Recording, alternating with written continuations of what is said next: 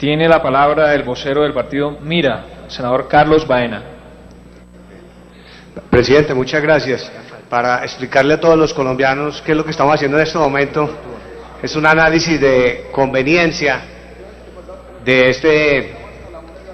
un análisis de conveniencia que se somete a consideración del Senado, y ese análisis de conveniencia, que terminaría con una votación positiva o negativa, en el caso del partido Mira nosotros vamos a acompañar con voto positivo, pero tendríamos que hacer un análisis de conveniencia desde el punto de vista político, inicialmente.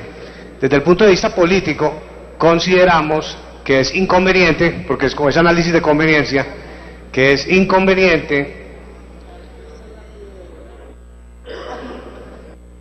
habilitar la votación de esta consulta un día antes de la elección presidencial, por ejemplo, de primera vuelta, o también habilitarla un día antes, por ejemplo, de la elección presidencial en segunda vuelta, en caso de que se llegara a presentar. ¿Por qué? Porque la consulta tendría una incidencia en los resultados electorales. Les voy a dar un ejemplo. La consulta presidencial ahora, en las elecciones a Congreso, modificó el resultado electoral, porque la gente fue a votar, fue por presidente, no fue a votar por congresistas. Entonces se subió muchísimo el umbral y todo se alteró. Reflexión e invitación a todos nuestros colegas en el Congreso, que modifiquemos eso, que no volvamos a permitir, así como aquí estamos diciendo que no vamos a permitir esta consulta ahí atravesada con la elección presidencial, que hagamos lo mismo con las consultas presidenciales, que no se permita que se lleven a cabo el día de la elección de Congreso, porque tienen un efecto inconveniente y que altera los resultados. Propuesta para que analicemos este tema. Lo otro, ¿qué pasaría si llegáramos a adelantar la consulta, esta consulta, un día antes de la elección presidencial en primera vuelta? ¿Qué utilizaríamos? Toda la infraestructura electoral del país, y yo no me alcanzo a imaginar cómo sería ese manejo de tarjetones y de material electoral de un día para el otro, y con toda seguridad la posibilidad de un fraude electoral. Entonces ahí hay otro motivo de inconveniencia de carácter político. Ahora, desde el punto de vista jurídico, si nos ponemos a analizar las 7 preguntas que aparecen en la consulta, encontramos que la primera pregunta acerca del tema salarial, esa primera pregunta, estamos casi seguros la van a declarar inconstitucional en la Corte, porque la gente va a demandar esto, porque si aquí no le están regulando el salario solo a los congresistas, sino a los altos funcionarios del Estado, y también hasta la gente del Ejército, que tiene salario, un intendente del Ejército, un sargento, un capitán, podría eventualmente afectarse.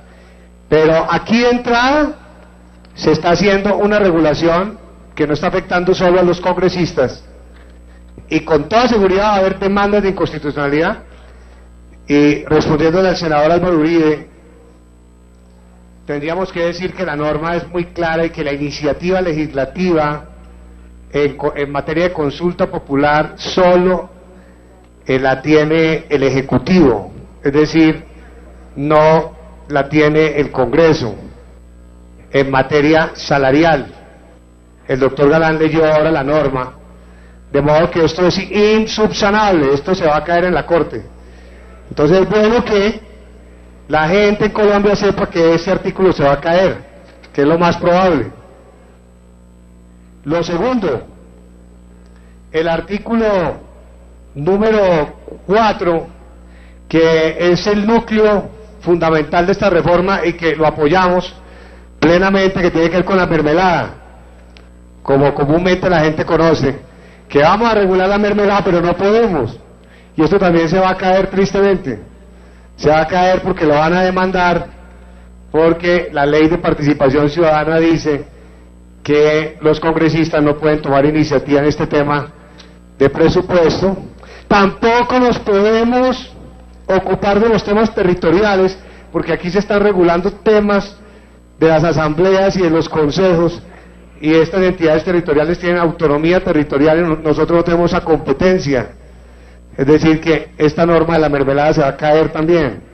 Con toda seguridad va a haber demandas. Estamos hablando en términos prácticos, como decía el doctor Galán, pues yo creo que sería importante que el país, y es muy importante que el país conozca que estas normas con toda seguridad se van a caer. Cuando se hace una presentación de las mismas, nosotros pues acompañamos plenamente este tema de la mermelada, pero el país debe saber que lo van a demandar, que esto va a ir a la Corte y que la Corte va a tener que aplicar el artículo de la ley de participación. También se va a caer el numeral 7 sobre los periodos de reelección. Entonces ya quedan solo 4 preguntas. Queda la tercera, que es el tema de pliegos tipo, pero en los pliegos tipo también la discusión es en las regiones qué tipo de pliegos tipo van a hacer, o cuál es la regulación de pliegos tipo, y los oligopolios, los carteles, y también cómo se puede hacer un pliego tipo para cada región según las circunstancias particulares. De modo que ahí hay un debate ya sobre 4 de las preguntas, quedarían 3. Entonces, la consulta se nos estaría reduciendo prácticamente, en principio son 7, pero con esta explicación ya vamos solo en 3. Y eso es bueno que los colombianos lo conozcan. Aunque nosotros vamos a votar positivo, repito, esto es una realidad. Y desde el punto de vista de inconveniencia financiera, encontramos esta consulta vale 300.000 millones o más. Se justifica utilizar del presupuesto 300.000 millones para sacar adelante estas 3 preguntas, o 4, de los pliegos tipo, de lo de la cárcel, de lo de la rendición de cuentas y lo de la declaración de renta. Y bueno, la pregunta que está en el punto 6, que es de conflicto de intereses. ¿Se justifica invertir 300.000 millones para sacar adelante estas reformas? Esa sería la pregunta que estaríamos haciendo. Adicionalmente, encontramos un problema con la consulta, y es que no está formulada en forma de artículos. Este es un tema, pues yo estoy repitiendo también lo que los colegas han dicho, pero este tema creo que no se ha planteado, y es que la consulta aparece solo como enunciados, no aparece en forma de artículos. Eso va a dificultar muchísimo que nos pongamos de acuerdo aquí todos cómo van a quedar los artículos. Es decir, que el camino va a ser largo y no va a ser tan sencillo, porque así los colombianos aprueben estos enunciados, luego no sabemos cómo va a ser el debate aquí en el Congreso y cómo van a quedar los artículos. El debate puede ser de un año en el Congreso. Si el Congreso no aprueba o no nos ponemos de acuerdo en la forma de regularlo, ¿qué va a suceder? Que se va para donde el presidente de la República y él tendría un mes para despedir la norma, pero también el presidente podría despedir una norma de acuerdo a su particular interpretación. Hubiera sido deseable que se presentara este mecanismo de participación en forma de iniciativa popular legislativa, porque cuando es iniciativa popular legislativa dice cómo quedaría la norma, y es bueno que los colombianos sepan esto, porque aquí está escrito algo que no garantizamos que va a quedar así, porque no quedó como articulado, no quedó definido el artículo, sino que se está votando algo que no se sabe cómo va a quedar. Ese es un punto importante a considerar. Otro punto que nos parece fundamental es considerar que esta reforma electoral no es una panacea. ¿Qué es una panacea? Para explicar este concepto, una panacea es un remedio que cura la enfermedad, y realmente, aunque esta iniciativa es muy importante tiene puntos importantes que apoyamos, no nos va a resolver el problema ni nos va a sanar de la enfermedad de la corrupción por sí sola. Les voy a dar dos ejemplos. Quedó por fuera el tema de reforma electoral.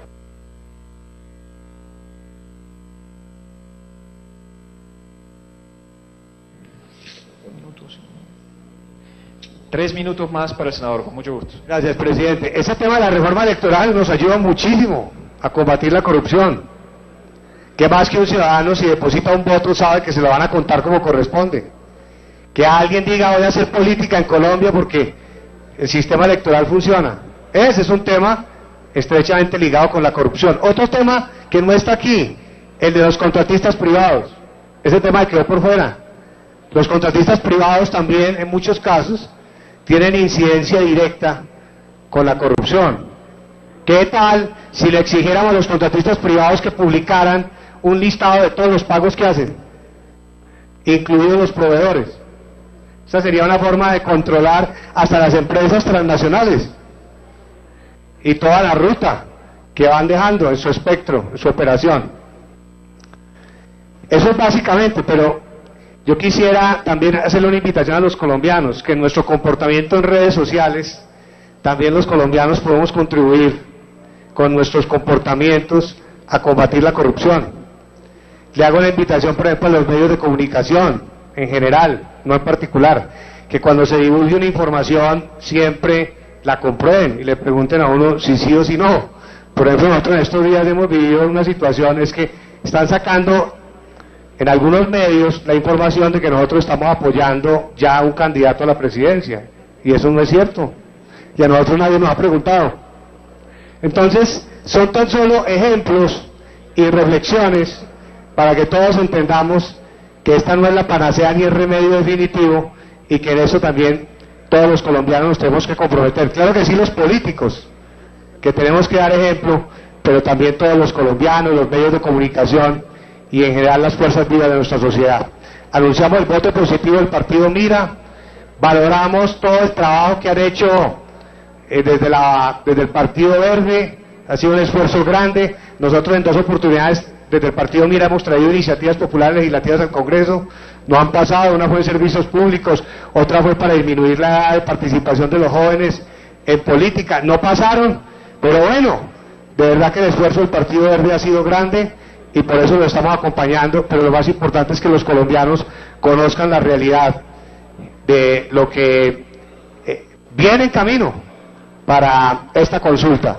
¿Qué nos parece se debe realizar después de la elección presidencial de segunda vuelta en caso de que la haya? Gracias, presidente.